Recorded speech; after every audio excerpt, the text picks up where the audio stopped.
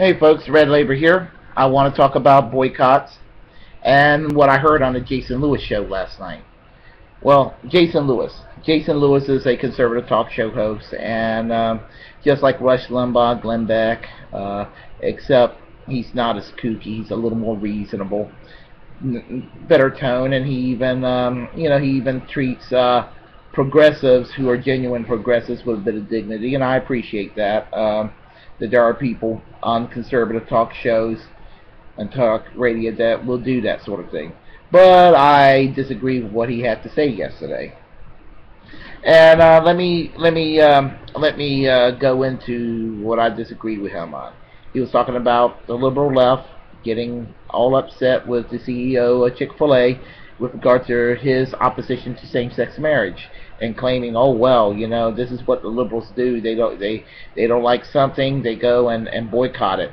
You have cities that will boycott Chick-Fil-A, and this is equivalent to political correctness and thought crime and that sort of thing. And he declared it, as a form of tyranny not that far removed from Vladimir Putin's, incarceration of political opponents in modern-day Russia.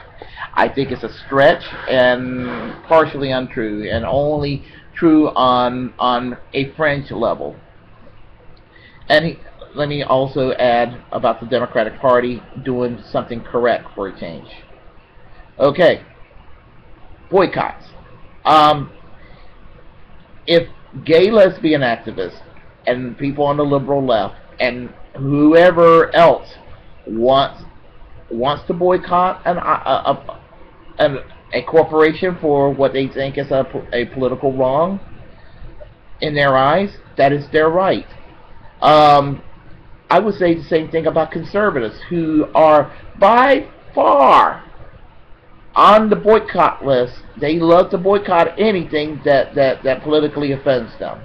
And I mean, this goes back to the 1980s during the days of the moral majority under Jerry Falwell, where a lot of folks from the religious right were boycotting companies that, or boycotting or pressuring communities to curb people's access to adult entertainment. And they were forming, in some cases, an unholy alliance with the more radical faction of the feminist movement, and which is kind of crazy, because you have the radical feminists and the radical religious right, who neither of them see eye to eye on abortion rights or the role of women or rights of homosexuals and lesbians, but they're on the same page about going against what they consider smut peddling and that sort of thing. And I mean, people got a right to produce a record, a movie, or whatever that is trashy. I don't have to watch something. I don't have to watch it. I don't have to listen to it. But they both sides are engaging in this sort of thought crime and everything. Now, I don't give a flying flip how the CEO of Chick-Fil-A feels about same-sex marriage.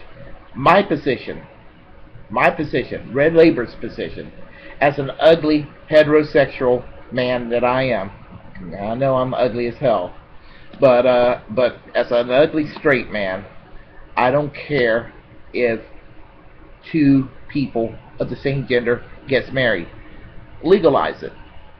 I also believe it is the right of those who oppose same-sex marriage to be entitled to their opinion, and I would certainly be opposed to the government forcing religious institutions to recognize or perform same-sex marriage ceremony.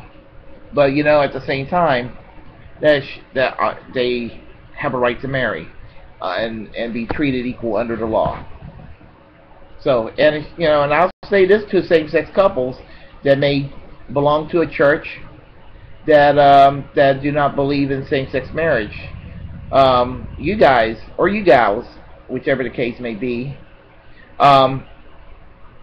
you two guys or you two gals, find a GBLTQ friendly church and go ahead and same-sex marriage each other. I mean, I think it's wonderful. So I'm not trying to pick on one denomination over the other, but there's two guys who are in love with each other and they're Southern Baptists, and they don't want to. They want to get married, but their church will not allow it. Check the American Baptist, or check the Episcopal Church, or United Methodist, or ELCA Lutheran, or whatever else denomination, United Church of Christ, or what have you, that are very affirming on GBLT Q relationships and marriage and that sort of thing. So that's my advice to those in there. And that way there's no political correctness or no being wasted upon. Nobody's having their rights infringed upon. The Democratic Party did the right thing in adopting same-sex marriage legalization on their platform. I'm glad they did. It's about time. And they call for the removal of DOMA, Defense of Marriage Act.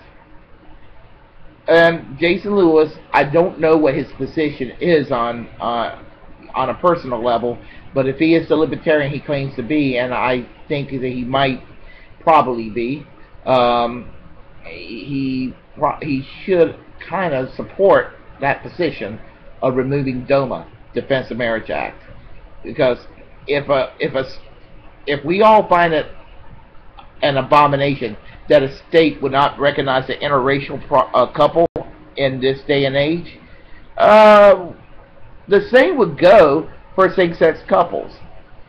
You don't have, if you're straight and you don't approve of gay marriage, if you're a straight man, don't marry a man. Nobody's going to force you to marry a man. Or if you're a straight woman opposed to same-sex marriage, nobody's going to force you to marry a woman. Okay? Have that. Let's have that. Nobody's going to force you to change your mind. And if you're politically harassed for being opposed to same-sex marriage, go to the ACLU. Trust me, the American Civil Liberties Union will have your back. They're going to go still support same-sex marriage anyway, but they're going to also support your right to be against same-sex marriage. That's the beautiful thing about the ACLU, and that's the beautiful thing about the non-politically correct left that are consistent on civil liberties and constitutional rights. So anyway, that is my rant on this issue, and take care and comment away, folks, and have a great weekend coming up. Take care. Bye bye.